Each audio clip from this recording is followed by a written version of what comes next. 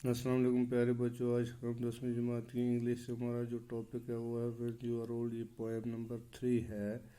और इसके बारे में कल इसका हमने summary of the poem introduction मुख्तसर सा किया पढ़ा। आज हम पढ़ेंगे when you are old and grey and full of sleep. शायर जो है अपनी महबूबा से मुखातब होता है। ये उससे कहता है कि एक दिन वो बूढ़ी हो जाएगी, उसके बाल जो हैं वो ग्रे यानी सफ़ेद हो जाएंगे, वो हर वक्त नींद और थकावट महसूस करेगी। वो यानी ओल्ड हो गया, बूढ़ी, ग्रे हो गया, बाल सफ़ेद होना। फुल ऑफ स्लीप कहते हैं सोने और आराम की करने की ख्वाहिश करना। And nodding by the fire take down this book कहता है, और आग के सामने वो बैठ कर नींद भी अपना सर झुकाएगी, झूलेगा उसका सर। और शायर कहता है उसकी महबूबा को तब उसकी नज़मों वाली किताब जो है वो पढ़नी चाहिए। Take down this book and slowly read and dream of the soft look. और वो कहता है उससे इन नज़मों को जो उसने लिखी आहिस्ता आहिस्ता पढ़ना चाहिए और उनके बारे में गहराई से उसे सोचना चाहिए। और उससे शायर के सच्चे प्यार के बारे में ये जो नज़में हैं याद दिलाएंगी।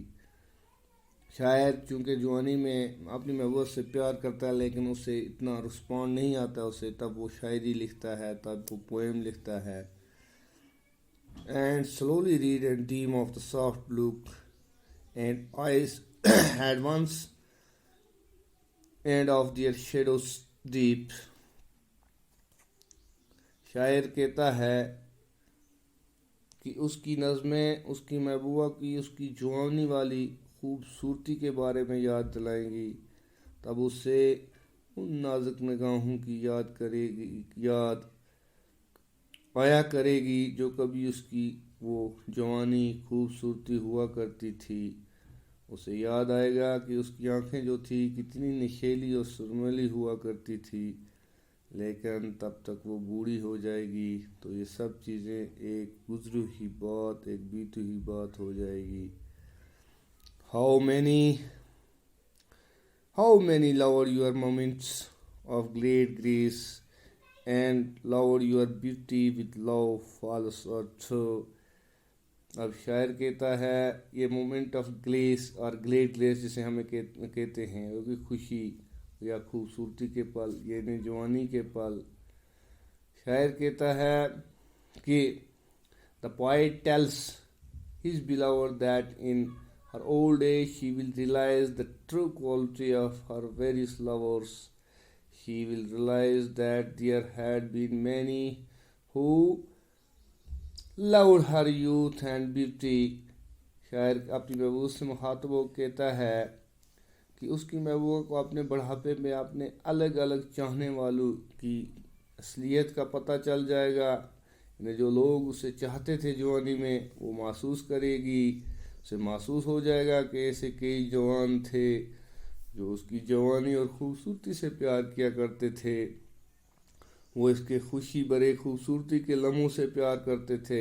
And loved your beauty with love false true, और उसकी जिस्मानी खूबसूरती से प्यार करते थे और उसका प्यार सच्चा या झूठा, और उनका प्यार जो था वो सच्चा या झूठा भी हो सकता है।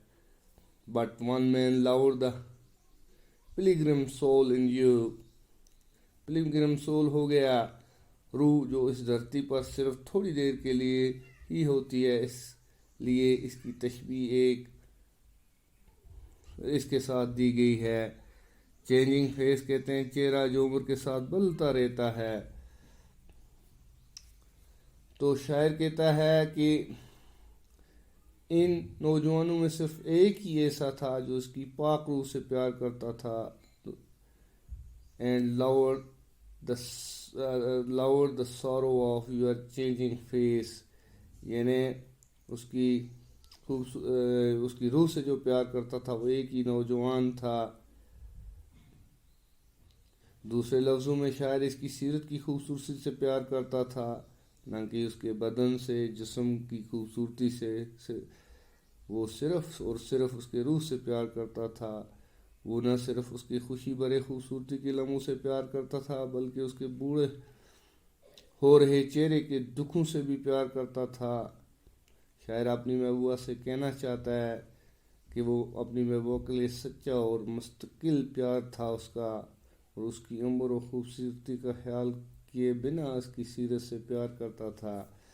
The poet tells his beloved that in her old age she will realize the true quality of the various lovers، یعنی جتنے بھی اس کو چاہنے والے نوجوان تھے کے بارے میں وہ اس میں جب وہ یہ میری نظمیں پڑھے گی تو اس کے سچائی سے وہ واقف ہو جائے گی۔